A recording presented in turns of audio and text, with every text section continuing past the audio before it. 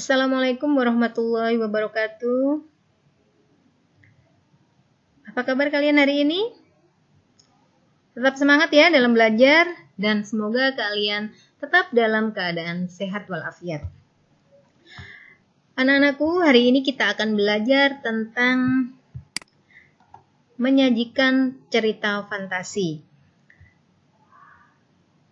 Materi tentang pengertian cerita fantasi dan strukturnya sudah kita pelajari beberapa pertemuan yang lalu. Nah, sekarang kita akan belajar untuk menyajikan cerita fantasi. Intinya berkaitan dengan kegiatan menulis cerita fantasi.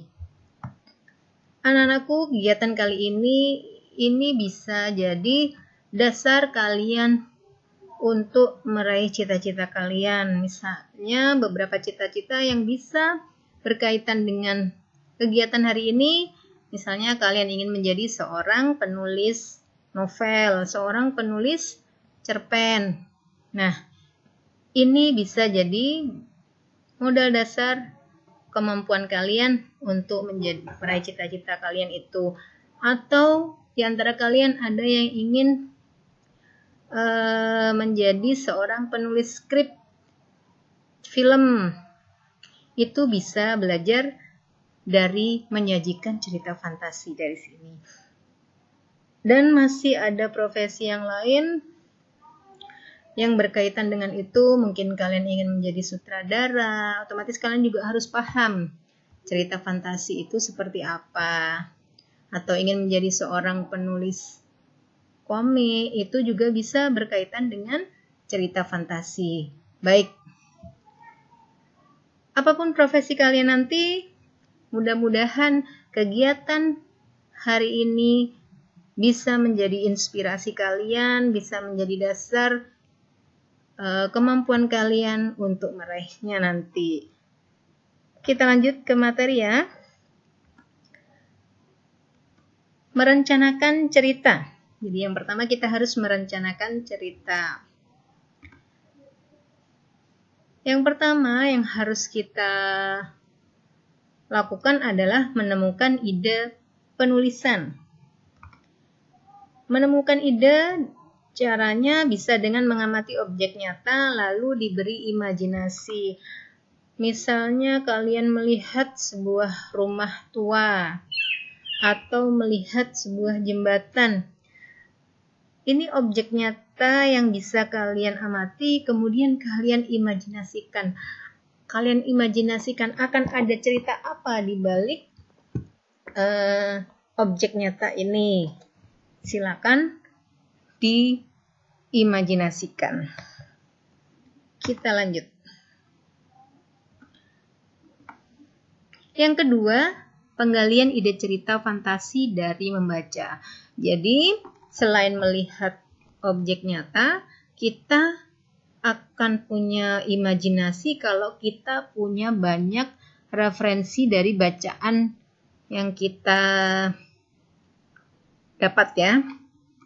Dari mana saja sih kita bisa dapat ide cerita? Pertama dari buku pengetahuan.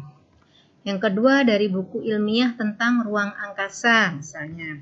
Kemudian yang ketiga buku tentang hewan langka atau buku biografi tokoh. Dan masih banyak buku-buku pengetahuan yang lain yang bisa dijadikan ide. Ya, ini contoh-contoh buku yang bisa jadi bacaan kalian untuk menggali ide cerita. Dari buku-buku yang kalian baca itu dikaitkan dengan yang pertama tadi, yang fakta atau objek nyata, kemudian dikaitkan dengan buku-buku yang kalian baca supaya kalian ada imajinasi sehingga jadi sebuah ide cerita fantasi. Ini ya yang bisa jadi bahan bacaan untuk menggali ide cerita. Yang ketiga, membuat rangkaian peristiwa. Nah, ini contoh. Ada ide bertemu dengan pahlawan. Misalnya, tokohnya itu pemuda malas yang menghancurkan bangsa. Ini idenya ya, bertemu dengan pahlawan. Siapa yang bertemu pemuda malas itu menghancurkan bangsa. Nah, rangkaian ceritanya apa saja sih kira-kira yang bisa menarik? Pertama nih, ada tokoh yang dihukum oleh guru. Kemudian dihukumnya apa? Dia dihukum untuk ke perpustakaan baca buku biografi. Ketika membaca buku biografi, dia bertemu dengan Bung Tomo dan kemudian beradu argumen dengan Bung Tomo.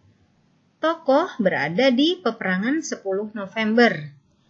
Kemudian tokoh malas menimbulkan masalah dalam perjuangan 10 November itu tadi. Kemudian tokoh berdialog dengan pemuda perjuang dan tokoh kembali pada dunia nyata dan menyadari kekeliruannya tadi. Nah, ini jadi sebuah rangkaian peristiwa yang mendukung ide bertemu dengan pahlawan. Idenya itu dikembangkan jadi tema, dikembangkan jadi pemuda malas itu menghancurkan bangsa. Ini pesannya ya. Ini pesan yang tersirat dari ide ini. Kemudian kita lanjut. Nah, yang keempat, kita mengembangkan cerita fantasi. Setelah kita punya ide tadi, kita tentukan watak tokoh. Tokoh tadi ya, tokoh aku itu malas, kemudian Bung Tomo itu misalnya tegas, kemudian tokoh yang lain apalagi gitu ya. Kemudian latarnya di mana? Di kelas, di perpustakaan, kemudian ada peristiwa 10 November. Tuh. Kemudian dialog antar tokoh nih, kita tentukan juga dialognya apa saja yang berkaitan dengan peristiwa 10 November tadi atau peristiwa dia malas ya. Kemudian dihukum guru gitu. Nah, dialognya bagaimana? Konflik antar tokoh aku dengan anak buah Bung Tomo misalnya. Bagaimana nih dialognya? Itu dibuat ya. Baik, dilanjutkan. Setelah kita membuat rancangan, kita mulai menulis cerita fantasi.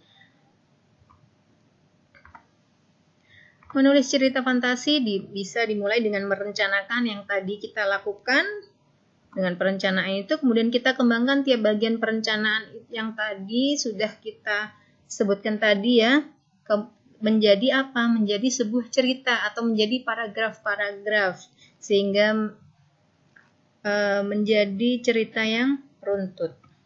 Nah, setelah cerita jadi, kita beri judul yang menarik. Setelah diberi judul, kita baca ulang, kita telaah, dan kita revisi apakah ada kalimat yang salah atau penggunaan kata yang selalu berulang. Nah, itu kita revisi, kita edit. Atau ada cerita yang kurang menarik atau tidak berkaitan dengan cerita, nah itu kita hapus mungkin atau kita tambahin dengan cerita yang lain gitu ya. Kemudian setelah selesai kita publikasikan.